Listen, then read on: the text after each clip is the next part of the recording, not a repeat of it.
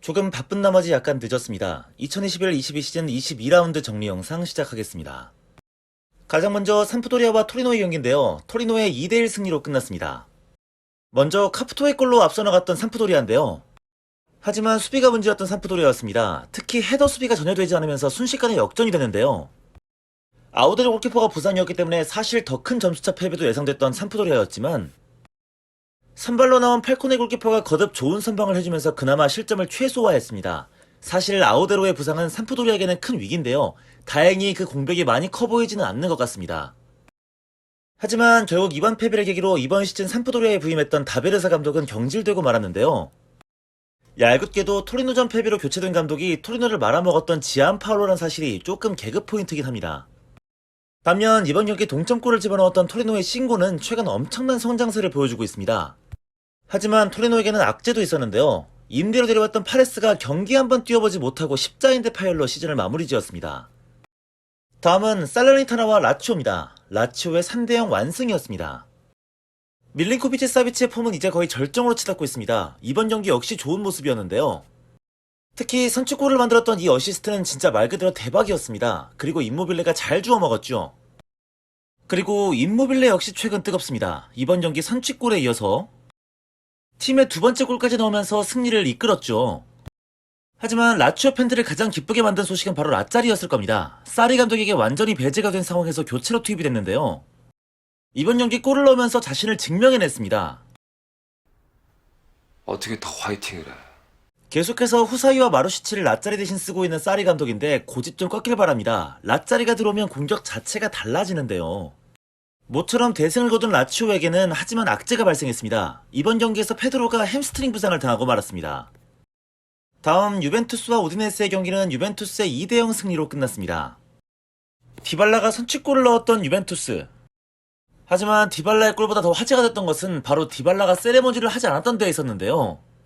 평소 골을 넣을 때마다 했던 세레머니가 나오지 않자 디발라의 미래에 대한 추측이 갑자기 난무하고 있습니다. 가장 대표적인 추측이 바로 다음 시즌 디발라가 인테르로 이적하게 될 것이란 이야기인데요. 야, 왜 나는 뭔가 와닿지를 않냐? 한편 최근 유벤투스에서는 맥케니가 핵심으로 떠오르고 있는 중입니다.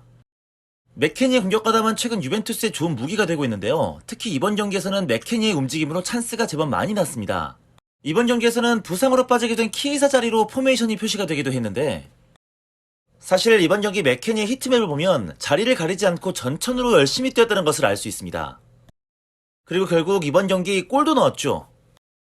갑자기 가파른 상승세를 타기 시작한 유벤투스입니다. 벌써 8경기 연속 무패 기록을 만들면서 순위를 끌어올리고 있는데요. 고민이 하나 있다면 바로 쿨루셉스키일 것 같습니다. 90분을 뛰면서 도저히 좋은 모습 자체가 안 나왔는데요. 이대로 간다면 빼박 먹튀각입니다. 사스올로와 베로나의 경기가 있었습니다. 베로나의 4대2 승리입니다. 공격진에서 돌아가며 힘을 내고 있는 베로나인데 이번 경기는 안토닌 바락의 활약이 있었습니다.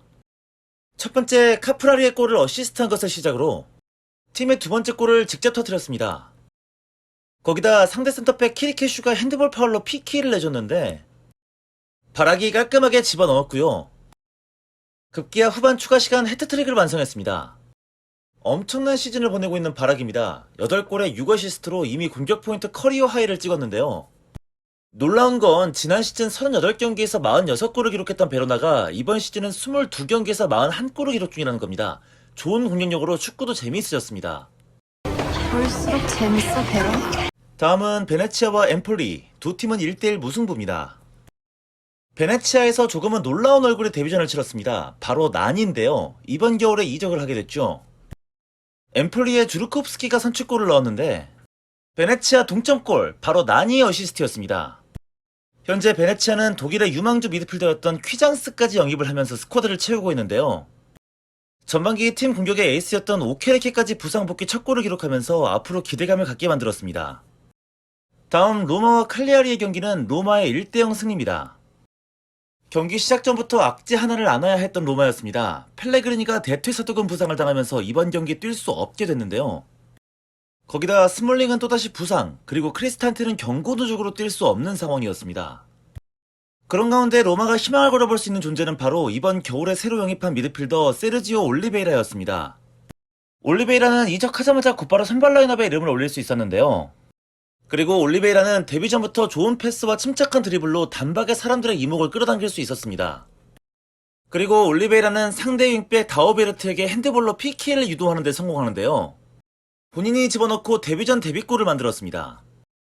반등이 필요한 로마에게 새로 영입된 올리베이라와 나일스는 제 몫을 해줘야 하는 선수들입니다. 다행히 올리베이라뿐만 아니라 나일스도 준수한 모습을 보여줬습니다.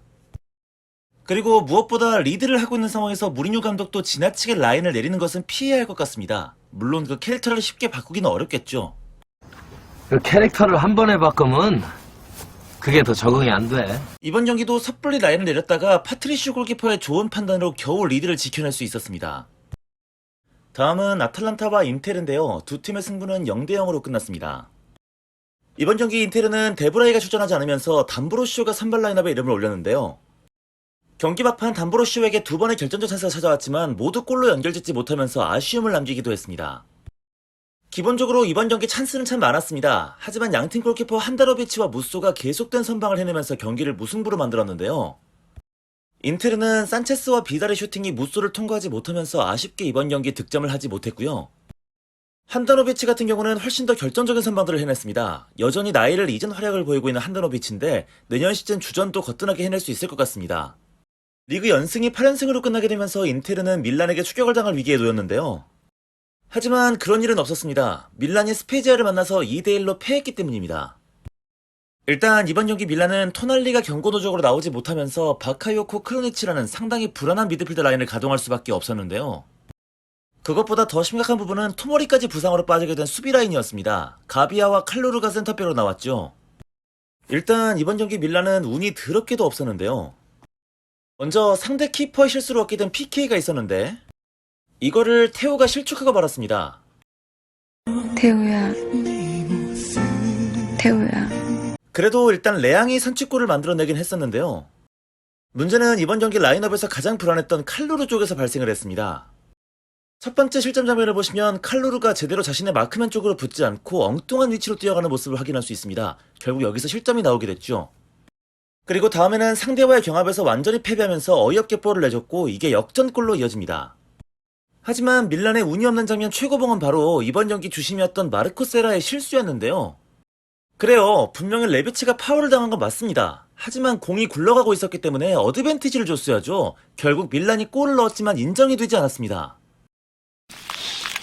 지금 이게 어떻게 돌아가고 있는 거야? 주심의 이런 초보적인 실수 때문에 결국 밀란은 이번 경기 패배를 하게 됐고요. 인테르와의 승점 차이는 오히려 더 벌어지고 말았습니다. 다음 경기 볼로냐와 나폴리는 나폴리의 2대0 승리였습니다. 모처럼 로사노가 돈값을 냈던 경기라고 할 수 있겠는데요.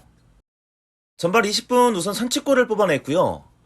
47분에는 추가골로 이번 경기 멀티골을 기록했습니다. 하지만 로사노보다 더 이목을 끌었던 선수는 바로 파비앙 루이스였습니다. 확실히 파비앙 루이스가 돌아오니까 나폴리 중원에 힘이 생겼는데요. 이번 경기 어시스트 한 개를 포함해서 패스도 참 좋았습니다. 전체적으로 나폴리 패스의 질이 상당히 올라간 느낌을 받았죠. 그리고 그 무엇보다 반가운 소식은 바로 오시멘이 돌아왔다는 겁니다. 이번 경기 교체 출전을 하면서 부상 복귀를 알렸어요. 좋은 소식입니다. 이번 라운드 마지막 경기는 피오렌티나와 제노아인데요. 피오렌티나가 6대0으로 이겼습니다. 이게 무슨 소리야? 또 졌어! 이제 나의 전멸을 했다고! 시에프첸코 감독을 경질하는 강수를 뒀지만 오히려 6골을 내주고 완전히 전멸을 해버린 제노아입니다. 도저히 승리를 챙길 수 있을 것 같지가 않은데요. 나 같았으면 그 자리에서 활복을 했을 게다!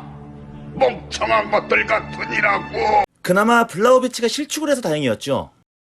하지만 오드리오 솔라가 선취골을 기록합니다. 이어서 보나벤투라의 추가골이 터지고요. 비라기는 놀랍게도 프리킥으로만 2골을 뽑아냅니다. 이번 경기 피오렌티나가 완전히 나를 잡았는데요. 거기다가 토레이라도 경기 막판에 골을 넣었고요. 오드리오 솔라는 세리아 부대 첫 골을 드디어 신고를 할 수 있었고요. 이번 겨울에 영입된 이코네는 토레이라의 골을 어시스트하면서 첫 공격 포인트를 기록할 수 있었습니다. 그리고 블라우비치도 기어이 한 골을 넣었는데요. 벌써 이번 시즌 17골짜를 터뜨리면서 최고의 한 해를 만들어가고 있는 상황입니다.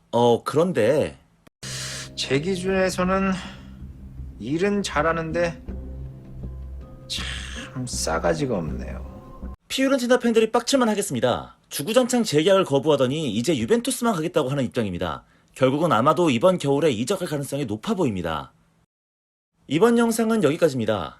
벌써 23라운드가 종료된 시점인데 명절이 되기 전까지 최대한 다음 영상 올릴 수 있도록 노력해보겠습니다. 감사합니다.